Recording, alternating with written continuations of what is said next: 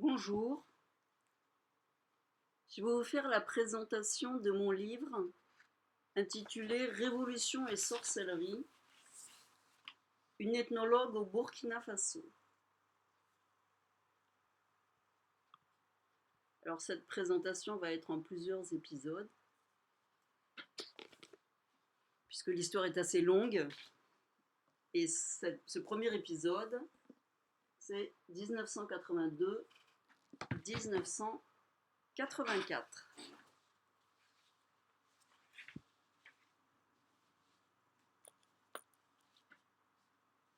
Alors, qu'est-ce que c'est que ce livre? Eh bien, c'est l'histoire d'une jeune ethnologue qui cherche son terrain d'étude et qui le trouve. Ou bien peut-être elle est trouvée par son terrain. C'est aussi une histoire politique. C'est l'histoire de la révolution du président Sankara, vue depuis les villages, avec une vue participative. De tous les livres écrits sur Sankara, et il y en a beaucoup, je pense au moins une cinquantaine, sans compter ceux qui sont anglophones, c'est le premier qui voit la révolution depuis les villages, depuis le monde rural. Et cette histoire est racontée au jour le jour, année après année. C'est aussi un livre avec un objet poétique.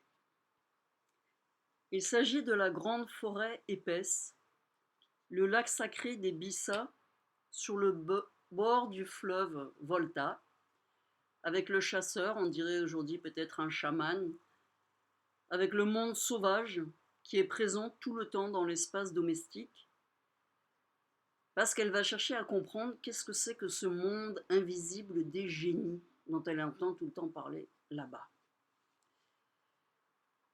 Donc c'est l'histoire d'une jeune ethnologue, c'est une histoire politique et c'est aussi un objet poétique.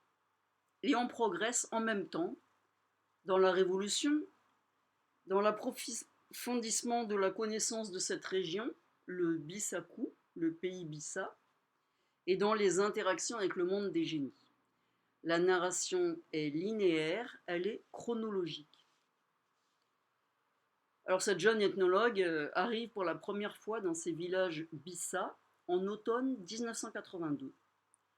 Donc l'histoire commence en 1982 par un coup d'État qui la surprend. C'est le coup d'État qui met au pouvoir Jean-Baptiste Ouédraogo, le médecin militaire. Françoise la Française veut en savoir plus sur ce pays, sur cette révolution, et puis elle veut trouver les moyens de participer à cette révolution. Et en bon chercheur académique, elle trouve ces moyens. Elle essaye de comprendre les enjeux et se place tout de suite du côté de la jeunesse qui a choisi d'être représentée par Sankara. Elle a le même âge que ces jeunes sankaristes et les mêmes idéaux. Elle voit Sankara à la télévision dans les quartiers de Ouagadougou et de Bobo-Dioulasso, et tous les jeunes de son âge parlent de lui. À partir de ce moment, 1982, elle fera tout pour revenir et pour s'installer dans ce pays et dans cette région du Boulgou, le Bissakou. Avec obstination et persévérance, au fil des années, finalement, elle trouve un sujet de thèse et elle découvre un monde extraordinaire de complexité. Ce livre, Révolution et sorcellerie, c'est tout ça. Je vais commencer par une petite lecture. C'est d'ailleurs le premier chapitre et la première page, et cela s'intitule Rencontre nocturne et mes premiers pas au village. Tout a commencé par hasard. L'inattendu s'insinue dans ma vie, l'hospitalité africaine et la curiosité féminine emportent le reste. C'est la nuit. Française, Française, je m'appelle Françoise. La nuit de mon sommeil profond s'allège et s'éclaircit d'un ray de lumière. Je sens une main posée sur mon bras et mon regard embrumé remonte le long du rayon de la lampe torche jusqu'à sa source. Le son d'une voix traverse mes oreilles engourdies et l'évidence apparaît brusquement. Le chef de village est assis à côté de moi, sur le lit, et il me parle doucement. Le ton est rassurant, comme une supplique, mais devant l'incongruité de la situation, j'éclate d'un rire bruyant. Chef, mais vous ne pouvez pas venir me voir comme ça, dans ma chambre en pleine nuit. Bien que je n'ai pas mes lunettes sur le nez, je me rends compte que le chef a la poitrine et les jambes nues et que le reste est caché sous une serviette nouée autour des reins. Après ce constat sommaire, je redouble d'un rire faussement enjoué et je répète sur un ton très Marie-Chantal: Non, chef, vraiment, mais vous ne pouvez pas venir me rendre visite la nuit dans cette tenue. Malgré le caractère pacifique de cet argument, le chef bat précipitamment en retraite et me laisse songeuse. C'est la première page. Alors, de septembre à décembre 1982, en réalité, c'est mon deuxième séjour en Afrique. Là, c'est pas Françoise la Française, c'est Armel Faure qui parle. Donc, pour mon premier séjour, j'avais 21 ans et j'étais partie en Méhari Citroën, c'est une petite voiture en plastique, une 3 chevaux, avec un ami pour un voyage depuis Paris et ce voyage a duré 6 mois. Nous avons traversé l'Algérie avec le Hogar, la Sécrème, le Niger, le Mali, la Haute-Volta, la Côte d'Ivoire où j'ai trouvé un travail à ce moment-là parce qu'il fallait qu'on puisse continuer le voyage. Et l'objectif, c'était de repartir avec cette même Méhari, remonter à Ouagadougou, au Mali, retraverser le Sahara, dans l'autre sens, jusqu'à Paris. Et donc, ces 6 mois de voyage, évidemment, de multiples fois, on nous a proposé d'acheter la Méhari, mais notre objectif, c'était pas de descendre une voiture pour la vendre, c'était vraiment de visiter, de faire notre premier voyage en Afrique. Et cette pauvre Méhari était très fatiguée après 25 000 km de brousse, vous pouvez vous en douter. Donc le retour a été très difficile, d'autant qu'on avait cassé le pare-brise et que je me souviens, en tout cas dans le Hogar, d'une grêle la nuit. C'était assez terrible, mais enfin, on est remonté jusqu'à Paris. On n'a pas eu le courage de la garder très longtemps, cette petite Méhari.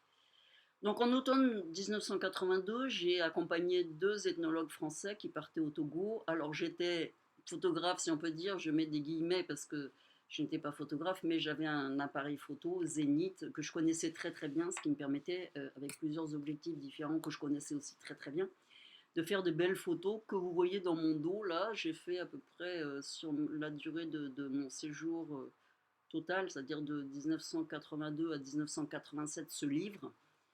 J'ai un fond photographique noir et blanc d'à peu près 450 à 500 photos qui sont pour la plupart très belles parce qu'il y avait un très beau piqué.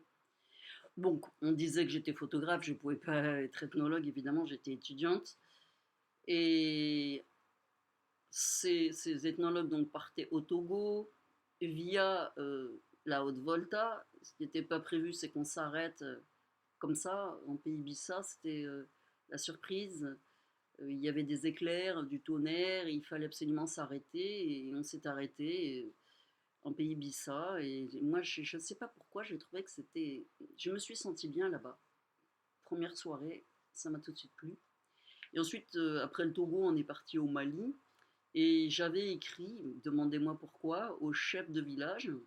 Et entre le temps où nous sommes partis, où j'ai déposé la lettre à la poste à Ouagadougou, et on est parti au Mali, et moi je suis revenue à Ouagadougou, eh bien, le chef de village m'avait répondu à la poste restante, comme quoi les postes à cette époque-là marchaient très très bien, et on les utilisait, tous les voyageurs les utilisaient.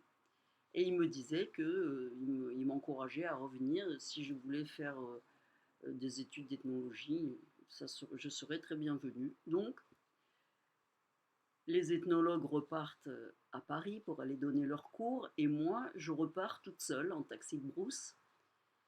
Et dans ce taxi de brousse, je rencontre Hortense. Alors, Hortense, c'est une jeune fille de mon âge, hein, on avait 23-24 ans, Et elle me dit qu'à cause du décalage de génération, en fait, le chef de village, elle le connaît très bien, c'est de la même famille. Son père à elle et le père du chef son frère ou cousin. Et elle me dit, c'est mon. Enfin, elle se considère dans la hiérarchie des familles plus âgée que lui, alors qu'elle est plus jeune en réalité d'une dizaine d'années. Et alors, c'est formidable pour moi parce qu'elle me pilote dans le village, elle me pilote dans la chefferie, chez les forgerons, chez les devins. Là-bas, ce sont des wokureza, donc c'est la main qui attrape, on dit, pour les hommes. C'est un bâton que tient le devin et qui s'en va sur différents endroits du corps de la personne qui vient poser des questions. Et pour les femmes, par contre, ce sont des coris avec des grandes pièces métalliques qui sont faites par les forgerons. Donc on retourne toujours de toute façon entre la chefferie, les forgerons, les devins.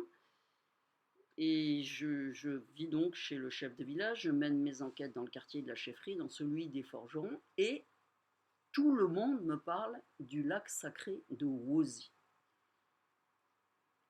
Donc j'arrive à la fin de ce premier séjour au Bissakou, en Pays Bissa. Je trouve que c'est un terrain accueillant. J'ai eu beaucoup de chance dans mes rencontres.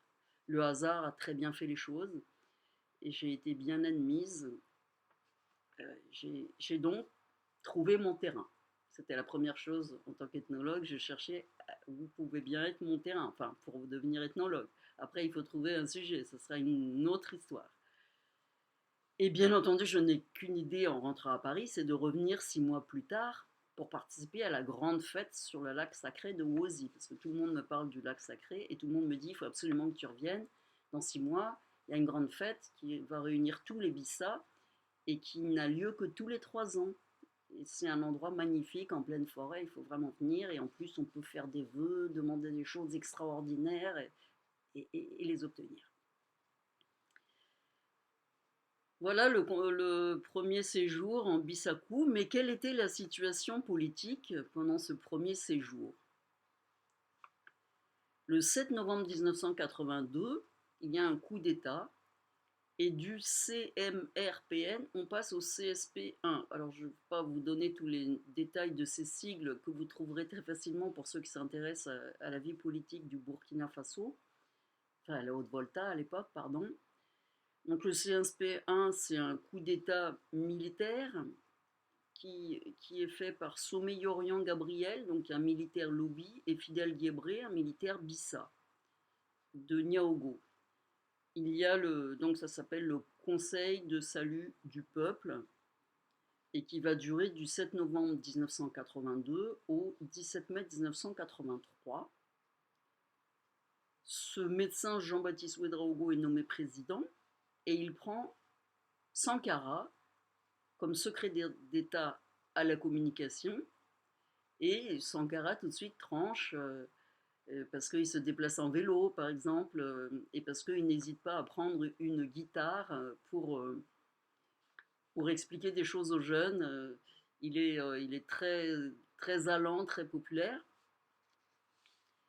Et je dois reconnaître que dès ce premier séjour, les personnages principaux sont là. Donc j'ai parlé d'Hortense et de sa famille. Ah oui, j'ai pas parlé de son cousin Maya Maya, mais Maya Maya et ses frères, dont Placide, Paul Volta aussi, ce sont des, ce sont des cousins, euh, pas que ce soit trop compliqué, mais ce sont des enfants de la chefferie, mais dont la mère, si vous voulez, est alliée au lac sacré. Ce qui fait qu'ils ont énormément de droits sur le lac sacré par leur mère, parce que c'est la partie, je ne vais pas rentrer dans les détails, mais matrilinéaire, si vous voulez, des pouvoirs qui se transmettent chez les Bissa. Donc, il y a Maya Maya dès les premiers chapitres, et Placide, et aussi Paul Volta, qui s'avérera par la suite un dangereux contre-révolutionnaire basé en Côte d'Ivoire, mais qui n'avait qu'une idée, c'est d'aller aider à faire des coups d'État pour renverser la révolution. Donc là, on n'est pas encore à la révolution, mais on a déjà Sankara comme secrétaire d'État. Par la suite, il y aura d'autres personnages. Lorsque j'étendrai mes enquêtes dans tout le pays Bissa, Surgiront d'autres personnages très prenants, comme un fameux cavalier. Vous avez déjà là un cavalier, mais là c'est un oncle du chef de village, qui est aussi un oncle de Placide, de Maya Maya et des autres frères. Il y aura évidemment, et j'en parlerai beaucoup, Bayongo, le fameux chasseur de vin, qui vit sur les bords du lac Sacré, donc en pleine forêt. Et en toile de fond, quasiment comme un personnage, il y a la Révolution. Il y a l'histoire politique et sociale depuis ce coup d'État de 1982. Donc, dès ce premier séjour, les personnages sont là. Sankara est envoyé au 7e sommet des non-alignés du 7 au 12 mars 1983 à Delhi. Là, il rencontre Indira Gandhi, Chadli Benjedid d'Algérie, Fidel Castro de Cuba, Daniel Ortega du Nicaragua, Julius Nyerere du Tanzanie, Jerry Rawlings, qui sera le compagnon de toute la révolution du Ghana, Kirikou, qui a fait sa révolution au Bénin, et il fait un discours politique provocateur. Alors là, je vous encourage à regarder les discours extraordinaires de Sankara, qui n'était encore que secrétaire d'État à la communication. Vous trouvez tous ces discours sur YouTube et vous pouvez aussi trouver la transcription sur le site de sankara.net que je cite régulièrement dans mon livre. Alors, bien entendu, je reviens en avril 1983 et je participe pour la première fois à la grande fête sur les bords du lac sacré Wosi. Je l'ai dit, c'est aussi un livre poétique sur la nature, sur la vie dans la forêt au bord du grand fleuve Volta. C'est aussi un livre progressif sur l'initiation de cette jeune ethnologue par ce chasseur-pêcheur jardinier qui vit au fond de la forêt, qui s'appelle Bayango, qu'on va découvrir un petit peu plus tard, mais déjà, ce Bayango est au courant de tout ce qui se passe partout, parce que c'est un devin renommé et un guérisseur, un thérapeute. Il vit au milieu des plantes, des animaux et des arbres. Et petit à petit, au fil du livre, l'ethnologue rentre dans le monde, dans l'univers de ces Bissa, du point de vue du monde sauvage, et au fil de ces 5 années de terrain.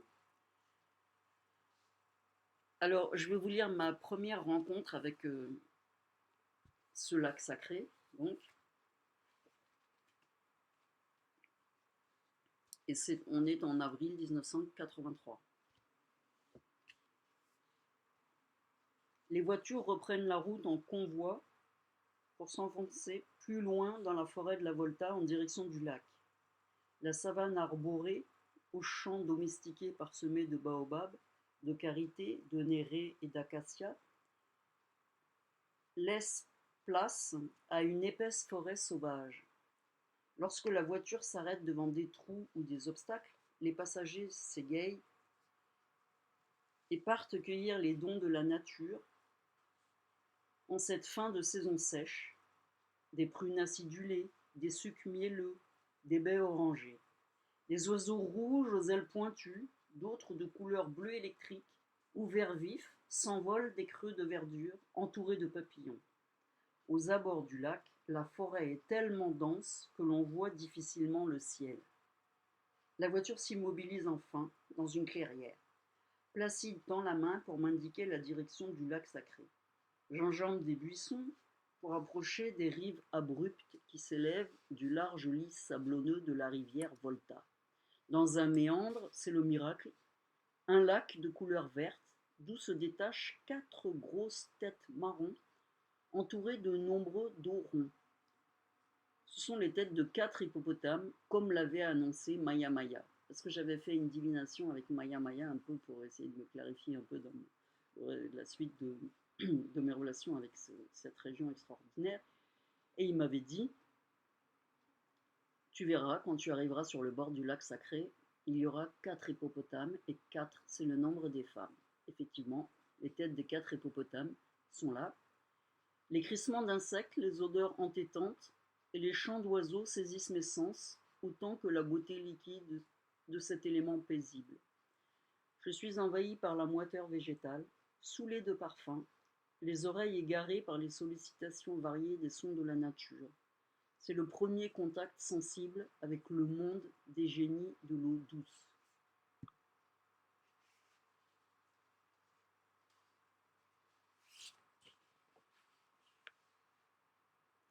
Donc cette fête, en fait, sur le bord du lac Sacré, dure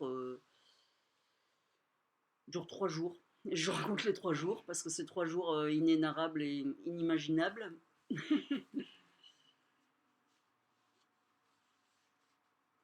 Il y a à peu près au début 150 personnes et puis au total viennent des gens de Côte d'Ivoire, des Bissa toujours, hein, que des Bissa, de Côte d'Ivoire, de partout. En fait, il y en a même qui viennent du Gabon.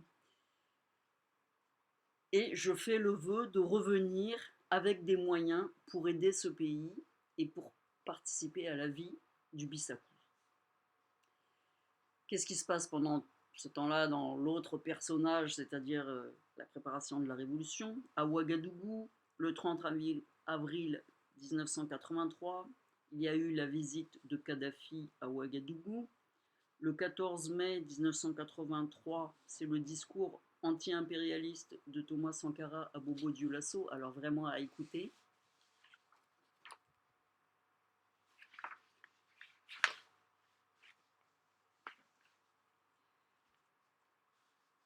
Tout de suite après arrive Guy Pen, l'homme des réseaux Focard. Vous avez entendu parler de la France-Afrique, de Focard, l'homme qui faisait trépasser les gouvernements à travers l'Afrique.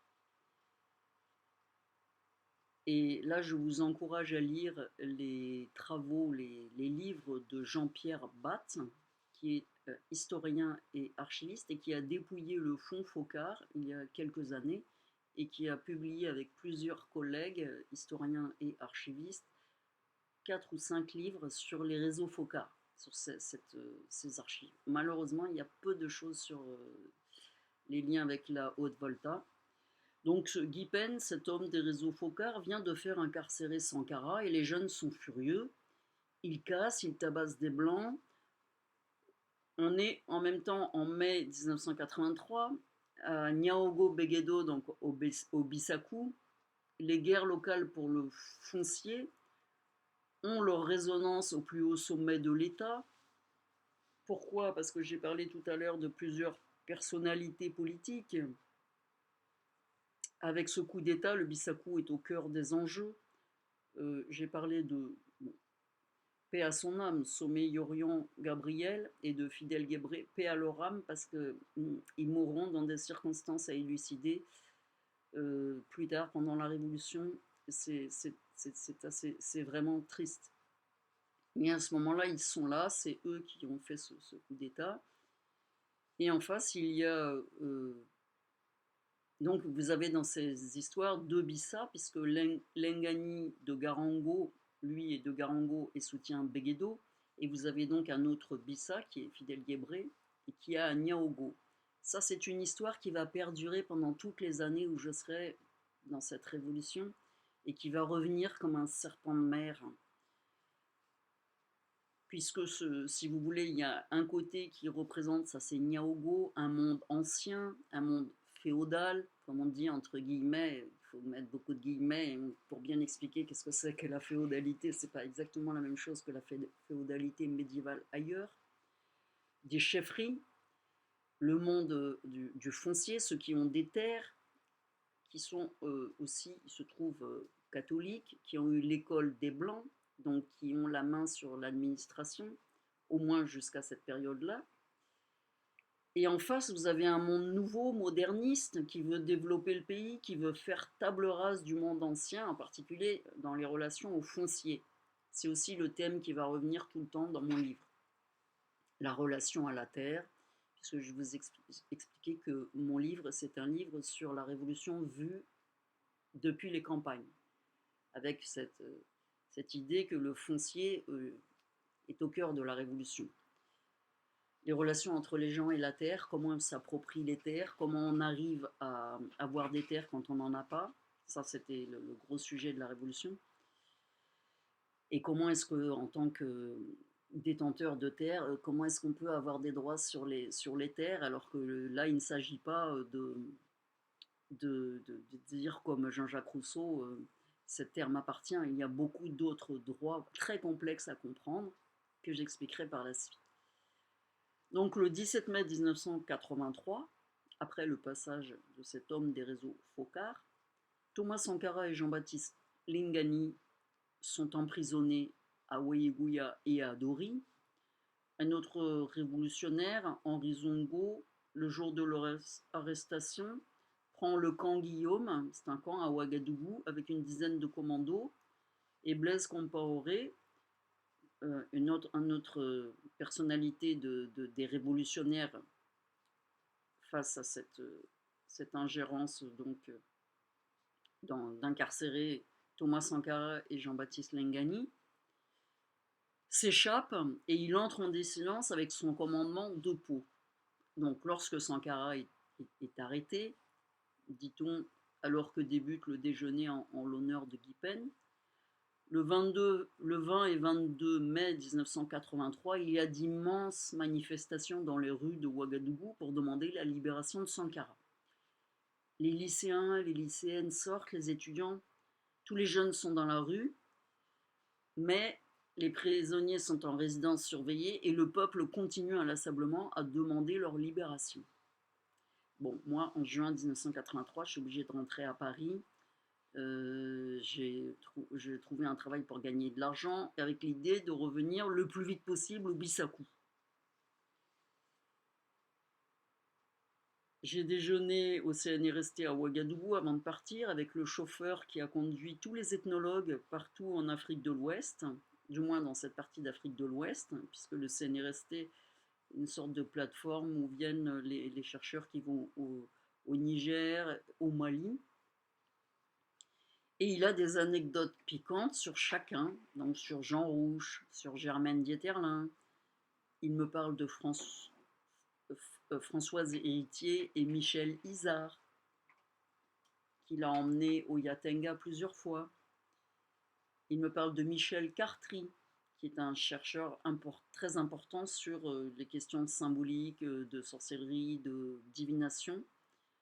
Il a étudié les gourmandchés et il enseigne à Paris. Et ce chauffeur me dit mais que c'est très bien que je sois tombé sur le pays Bissa, même si c'est par hasard, parce qu'il n'a jamais emmené d'ethnologue chez les Bissa et que pour lui, enfin son idée, tout était à faire, tout était à écrire. Ce qui n'est pas tout à fait vrai, puisqu'il y a déjà quelques écrits sur les Bissa. Il y a une sœur en particulier qui a fait un mémoire de maîtrise sur les Bissa, et il y a un chercheur de l'INSERM qui a fait un travail sur les maladies chez les Bissa. Un travail très intéressant. Alors en gros, en importance numérique, les Bissa, c'est à peu près le 4e ou le 5e groupe au Burkina Faso. Parmi les 75 à 80 groupes ethniques du Burkina Faso, je donne ce chiffre parce qu'il a été donné récemment à la suite d'une étude et d'un rapport fait par les Burkinabés.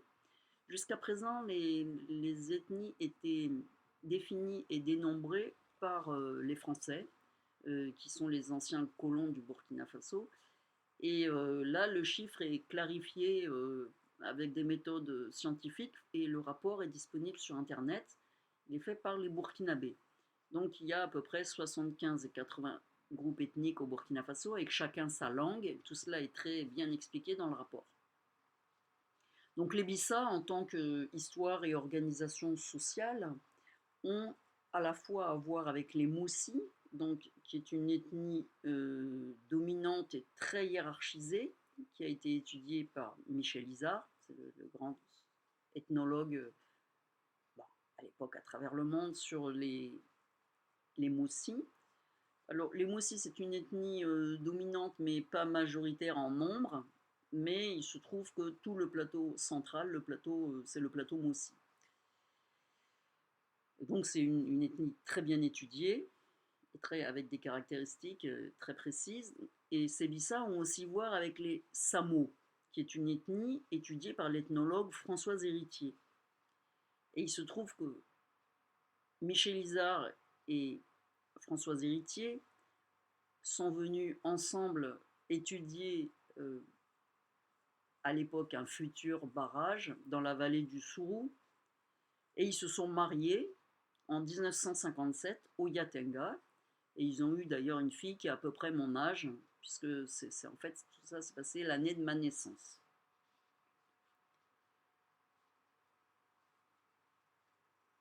Le barrage s'est fait, mais plus tard, moi-même j'ai travaillé sur ce barrage de Sourou, et surtout sur les périmètres irrigués, avec ce gros moteur, mais je ne vais pas rentrer dans les détails, par pompage qui rend l'irrigation très onéreuse. Le 4 août 1983, la révolution est déclarée par ses 4 chefs, Thomas Sankara, Jean-Baptiste Lengani, le Bissa, qui est le doyen, Blaise Compaoré et Henri Zongo. Parce que le 4 août 1983, Blaise Compaoré a marché sur Ouagadougou avec 200 commandos de son commandement de Pau. Le CSP est renversé, donc c'était le CSP2, je passe les détails, et il est remplacé par le Conseil national de la Révolution, le CNR, qui va durer jusqu'en 1987. Donc lorsqu'il accède au pouvoir, le président Thomas Sankara a 33 ans, Blaise Compaoré a 32 ans, Jean-Baptiste Lingani a moins de 40 ans. Ils ont une dizaine d'années de plus que moi, Hortense, puisque pendant tout ce récit du livre, j'ai entre 23, 24 et 29 ans. Là, j'ai mis une photo de Sankara à l'époque, à cette époque. Donc le CNR désigne Sankara comme président. Le CNR appelle à la formation de comités de défense de la révolution dans tout le pays, les CDR. Je passe une année entière à étudier à Paris et à gagner de l'argent pour repartir. Je n'ai qu'une idée, c'est de retourner dans cette révolution au Burkina Faso. J'ai obtenu donc mon DEA sur le pays Bissa, on appelle Master 2 aujourd'hui, et je veux repartir pour chercher un sujet de thèse, puisque j'ai un terrain où je suis bien accueillie, je suis admise, mais je n'ai pas de sujet de thèse. Je suis admise en DEA de cinéma à Nanterre avec Jean Rouche. Donc tous les samedis matins, nous nous retrouvons à la cinémathèque du Palais de Chaillot. Et Jean Rouche nous passe tous ses films sur les Dogons pendant ces années-là, en présence de Germaine Dieterlin, qui était, elle, auparavant la secrétaire de Marcel Griot, le grand ethnologue des Dogons. Ils sont là tous les deux. Il faut lire Diodo, c'est vraiment le livre accessible à tout le monde, qui donne envie à tout le monde d'être ethnologue, mais il y a beaucoup d'autres travaux beaucoup plus approfondis par Marcel Griot sur les Dogons, et surtout il y a toute une école derrière, l'école Dogon. Et les films de Jean Rouche sont vraiment à voir, ils sont extraordinaires et très poétiques. Donc l'Afrique est à l'honneur à l'époque. Les Burkinabés et les Maliens sont avec nous tous les jours à l'école des hautes études en sciences sociales, où je prépare cette thèse, à la Sorbonne, au Palais de Chaillot avec Rouche, au foyer de la rue Fessard où j'ai beaucoup d'amis. Idrissa Ouedraogo, ce cinéaste très connu à l'époque, fait le même DEA de cinéma que nous, enfin que moi. On était d'ailleurs ensemble au FESPACO 1983 avec Sam Ben Ousmane, Djibril Diop Mambéty, dont je vous encourage à voir le film culte Tuki-Buki, absolument unique. Souleymane Cissé, bien sûr, dont il faut voir tous les films. Et on se retrouvera au FESPACO de 1985 et au FESPACO de 1987, bien sûr.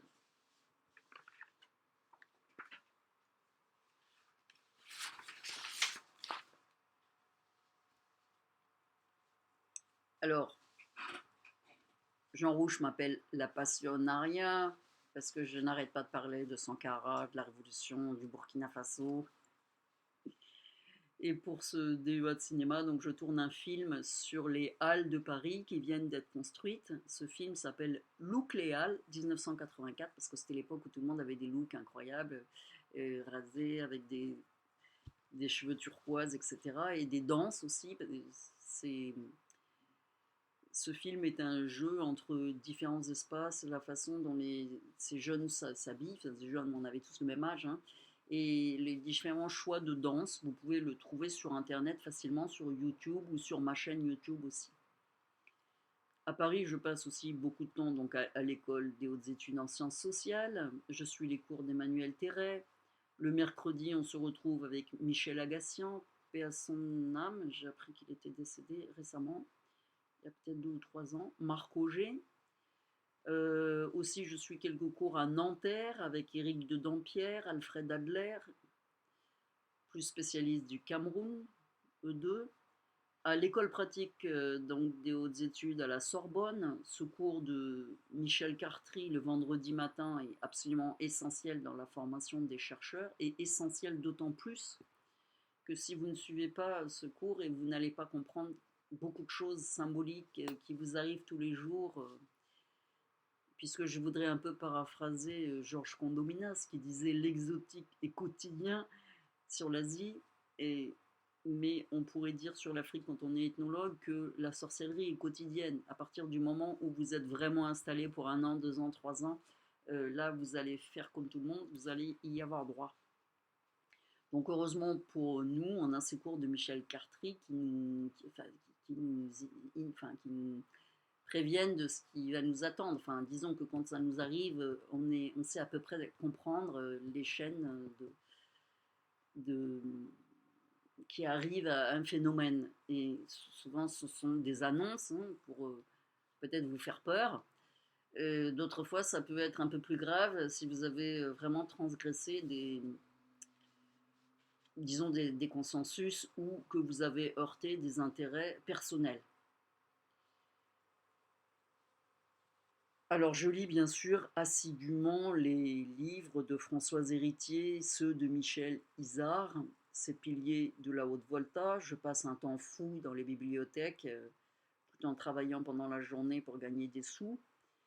Et au bout d'un temps, j'obtiens comme directeur de thèse le plus éminent chercheur à cette époque sur la haute volta, le plus connu, c'est Michel Isard. Alors Michel Isard, quelques mots sur ses travaux.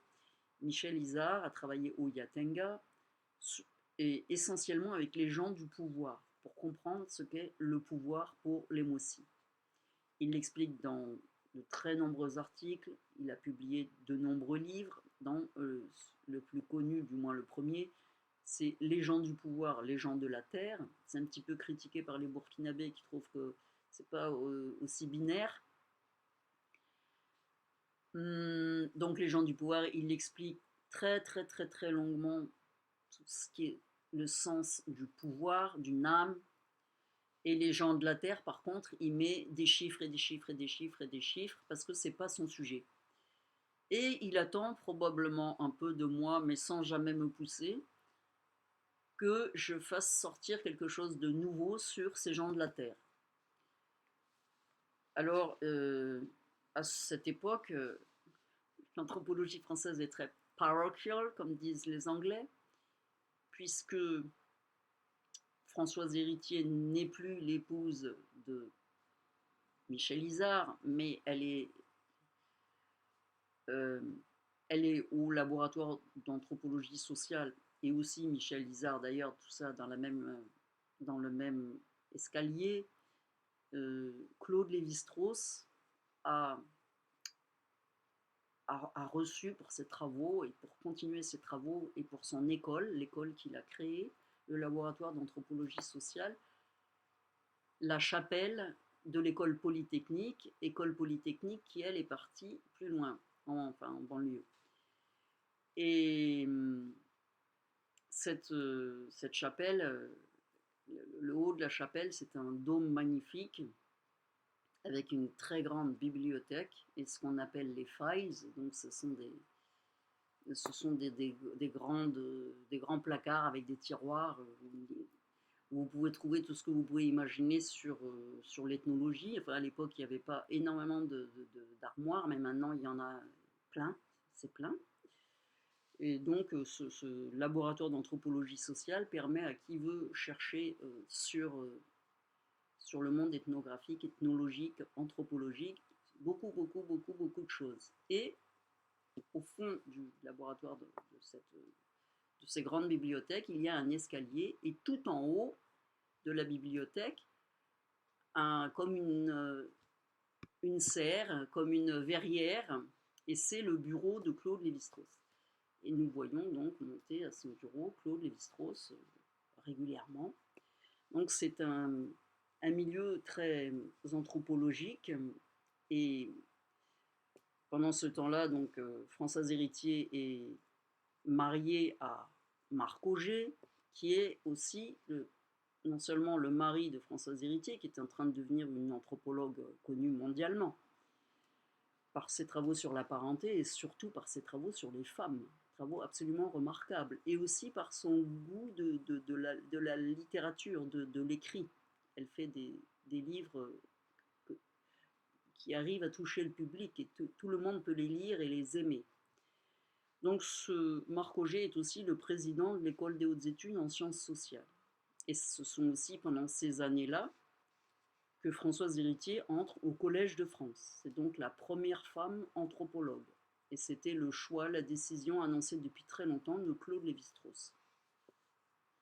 Alors pendant ce temps-là, pendant cette année-là, en fait, j'échange régulièrement par lettres avec Hortense. Donc nous écrivions des lettres à l'époque et ça marchait super bien.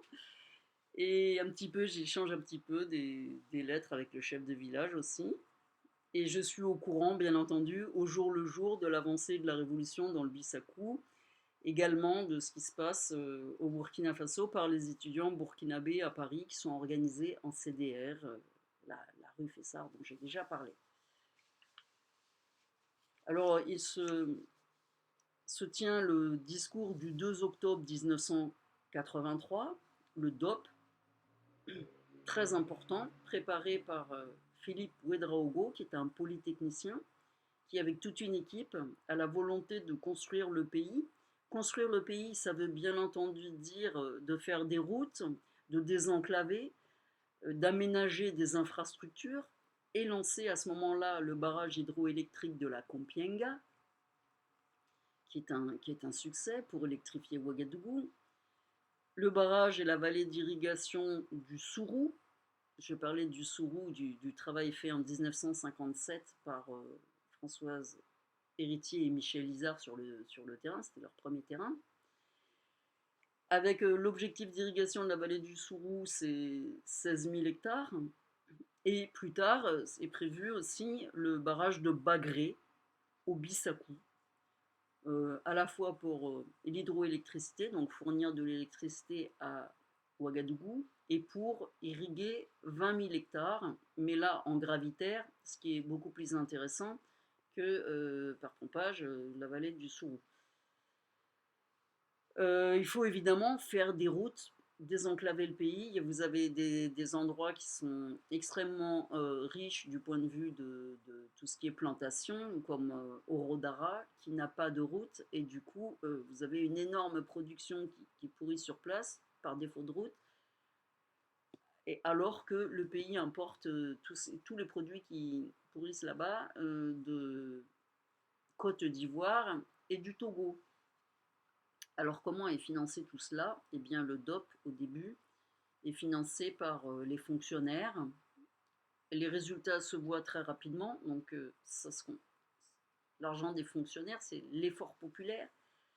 Par la réduction du salaire des hauts fonctionnaires d'un mois, et pour la coupe de tous les autres salaires pour les autres. Alors pour en savoir plus sur l'économie de la Révolution, parce que c'est vraiment le cœur du problème avec le foncier. Le foncier, c'est pour le monde rural, c'est ce dont je vais vous parler. Mais l'économie de la Révolution, je ne vais pas vous en parler. Il y a un livre de Pascal Zagré qui a déjà un certain nombre d'années.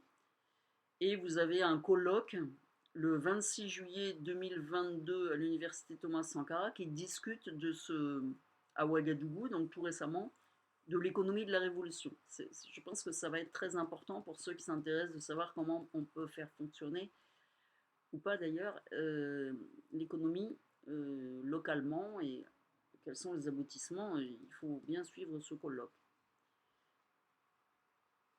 Alors, si vous voulez en savoir plus sur Thomas Sankara, parce que moi, finalement, je ne parle que de la révolution vue des villages surtout. Et il y a une série en podcast que vous pouvez écouter, la série de France Culture, qui est extraordinaire, qui est aussi juillet 2022, comme quoi, et qui s'appelle Grande traversée sur Sankara. Ce sont 5 heures absolument passionnantes où vous écouterez d'anciens conseillers du président Thomas Sankara vous dérouler la révolution exactement comme ça, chronologiquement, comme je le fais là pour les villages. Bon, moi, c'est sur les villages. Évidemment, j'ai un peu participé à cette grande traversée sur Sankara pour 2 épisodes, mais comme je parle surtout du monde rural, eux, il faut vraiment les écouter parce que vous allez en savoir beaucoup plus sur qui était Thomas Sankara, quelle était sa pensée, quelles étaient ses actions, quel était, avec cet enthousiasme incroyable qu'il a su communiquer aux jeunes pendant des années et les entraîner dans la révolution. Vous allez comprendre beaucoup mieux en écoutant ces podcasts. Il y a effectivement aussi tous les textes que vous trouverez sur le site sankara.net, que je cite beaucoup dans mon livre, et le blog de Bruno Jaffré. Vous avez aussi beaucoup de toutes les vidéos en fait sur YouTube des discours de Sankara, c'est très important. Donc je reviens à octobre 1983. Vous avez donc ce DOP, discours d'orientation politique, du 2 octobre. Et vous avez 19 octobre 1983, très important, à l'échelle nationale comme à l'échelle locale dans les villages, l'institution des tribunaux populaires de la Révolution, les TPR, qui sont des cours de justice composés de 7 membres, dont un magistrat, un soldat ou un officier de police, et 5 membres des CDR. Ils remplacent rapidement les chefs dans les villages pour traiter des affaires quotidiennes et à l'échelle nationale. Et ça va être très important. Février 1984 aussi, il se passe quelque chose de très important. C'est l'abolition des paiements et des corvées obligatoires envers la chefferie. Là, évidemment, perdre la justice et perdre les corvées obligatoires dans les champs des chefs, c'est une atteinte énorme à la chefferie. Le 20-22 mars 1984, vous avez une grève des étudiants qui est réprimée sévèrement puisque il y a 1500 dégagés, licenciés, le 22 mars 1984. Alors ça, on peut dire que vraiment c'est dramatique pour eux, puisque ces enseignants étaient des enseignants de longue date, des professeurs, des instituteurs-professeurs, et ils se retrouvent comme ça, avec rien, au village.